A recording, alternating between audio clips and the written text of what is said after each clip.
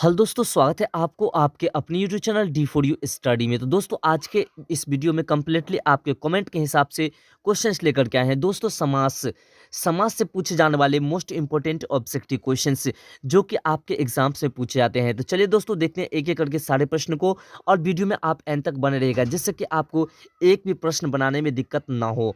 दोस्तों, आपके सामने आपका पहला प्रश्न है कि कमल का नयन शब्द समास भेदक अंतर्गत आवेत अछि। यानी कि कमल का नयन शब्द जो होता है या कमल नयन शब्द, ये किस समास के अंतर्गत आते हैं? ऑप्शन है आपका तत्पुरुष समास, कर्मधारय समास, द्विगु समास और द्वंद्व समास।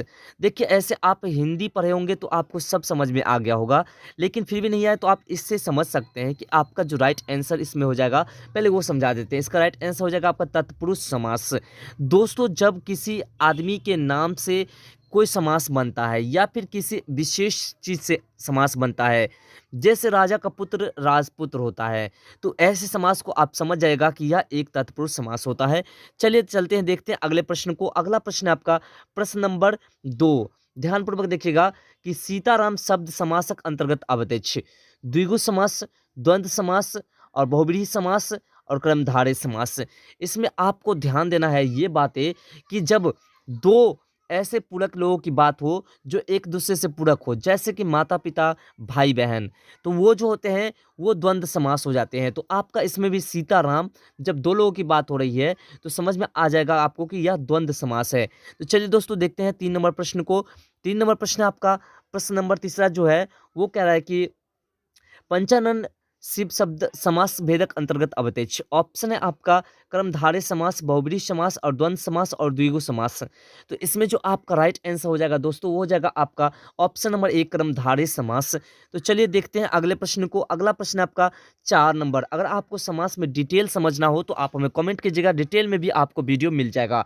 यहाँ पे कह रहे हैं कि समास भेद अछि, यानी कि समासक कतेक भेद अछि? 5, 4, 3 और 6 गोट। इसमें जो आपका राइट आंसर होगा दोस्तों, वो होगा आपका ऑप्शन नंबर डी 6। चलिए अगले प्रश्न को देखते हैं। अगला जो प्रश्न है आपका प्रश्न नंबर 5। प्रश्न नंबर 5 आपका कह रहा है दोस्तों कि धर्मवीरु कौन समास थिक? कर्मधारय समास, द्विगु समास, बहुब्रीहि समास और तत्पुरुष समास। इसमें जो आपका राइट आंसर हो जाएगा आपका ऑप्शन नंबर डी तत्पुरुष समास। तो चलिए अगले प्रश्न को देखते हैं। फटाफट सारे प्रश्न को देख लेते हैं, इसी में से आपका प्रश्न आ जाएगा। ऐसा नहीं कि आपको एक्स्ट्रा प्रश्न की आवश्यकता पड़ेगी, लगभग इसी में से सारे प्रश्न आपके एग्जाम में फंस जाएंगे। यहाँ क्या है, नेत्रहीन को समास अछि। नेत्रहीन कौन समास है? कर्मधारय समास, तत्पुरुष समास, द्वंद्व समास और तीनों में से कौन नहीं? इसमें जो आपका राइट आंसर दोस्तों वो है आपका ऑप्शन नंबर बी तत्पुरुष समास। तो चलिए अगले प्रश्न को देखते हैं। अगला प्रश्न है आपका 7 नंबर प्रश्न। 7 नंबर प्रश्न कह रहा है कि श्रमदान कौन समास थिक? द्विगु समास, तत्पुरुष समास, बहुब्रीहि समास और द्वंद्व समास। तो इसमें जो आपका राइट आंसर होगा दोस्तों वो होगा आपका ऑप्शन नंबर बी तत्पुरुष समास।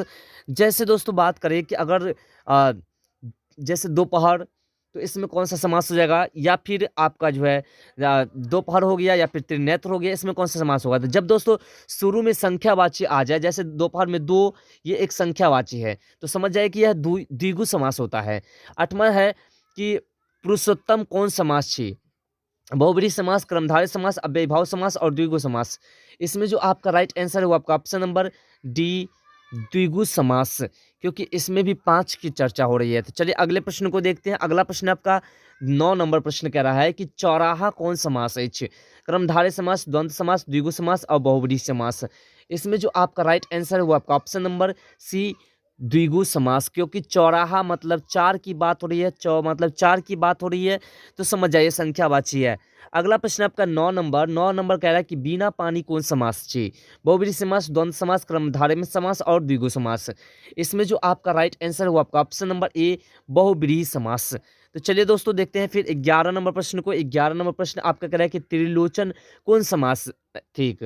कर्मधारय समास, बहुब्रीहि समास और अव्ययीभाव समास और द्वंद्व समास। तो इसमें जो आपका राइट आंसर हो जाएगा आपका ऑप्शन नंबर बी बहुब्रीहि समास। चलिए अगले प्रश्न को देखते हैं। अगला प्रश्न है आपका प्रश्न नंबर 12।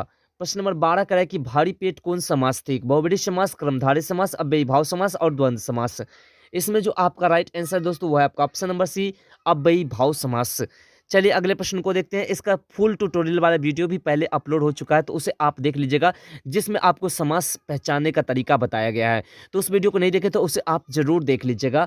अगला प्रश्न है आपका 13 नंबर की, अकारण कौन समास थी? कर्मधारय समास, अव्ययीभाव समास, द्विगु समास और द्वंद्व समास।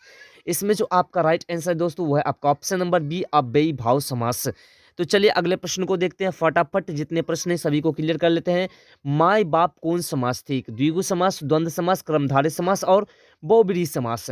इसमें जो आपका राइट आंसर है वो आपका ऑप्शन नंबर बी, द्वंद्व समास। जैसा कि हमको आप बताए थे कि माता और पिता जो होते हैं, जैसे इसमें रैकरिंग की बात हो गई या और अथवा एवं की बात हो गई, तो आप समझ जाइए कि वह द्वंद्व समास है। चलिए अगले प्रश्न को देखते हैं। अगला प्रश्न है आपका 15 नंबर प्रश्न कह रहा है कि राजा रानी कौन समास से अछि? कर्मधारय समास, द्वंद्व समास, अव्ययीभाव समास और द्विगु समास। तो दोस्तों इसमें जो आपका राइट आंसर है वो भी आपका ऑप्शन नंबर बी है, द्वंद्व समास, क्योंकि इसमें दो की बात हो रही है। चलिए अगला प्रश्न है आपका 16 नंबर प्रश्न कह रहा है कि लोटा डोरी कौन समास? ठीक, कर्मधारय समास, द्विगु समास, द्वंद्व समास और तत्पुरुष समास। इसमें जो आपका राइट आंसर है वो आपका ऑप्शन नंबर सी, द्वंद्व समास। देख रहे हैं, ध्यान दे रहे हैं कि जिसमें रैकरिंग लगी हुई है वो एक जो है द्वंद्व समास है। अगला है आपका कि पोथी पत्रा शब्द समासक भेदक अंतर्गत अबैत अछि। तत्पुरुष समास, द्वंद्व समास, बहुब्रीहि समास और द्विगु समास। इसमें जो आपका राइट आंसर है वो आपका ऑप्शन नंबर बी, द्वंद्व समास। चलिए अगले प्रश्न को देखते हैं। अगला प्रश्न आपका 18 नंबर प्रश्न आपका है कि चरण कमल शब्द समास भेदक अंतर्गत अबैत अछि। तत्पुरुष समास, कर्मधारय समास, द्विगु समास और द्वंद्व समास। इसमें जो आपका राइट आंसर है वो आपका ऑप्शन नंबर बी, कर्मधारय समास। चलिए दोस्तों देखते हैं अगला प्रश्न आपका 19 नंबर प्रश्न कह रहा है कि पंचपात्र शब्द समास भेदक अंतर्गत अबैत अछि। बहुब्रीहि समास, कर्मधारय समास और द्विगु समास और द्वंद्व समास। इसमें जो आपका राइट आंसर है वो आपका ऑप्शन नंबर सी, द्विगु समास, क्योंकि पंच मतलब 5 की बात हो रही है, तो 5 की जब बात हो रही है तो समझ संख्यावाची है, तो द्विगु समास। अगला प्रश्न आपका 20 नंबर कि त्रिभुवन समास भेदक अंतर्गत अबैत अछि।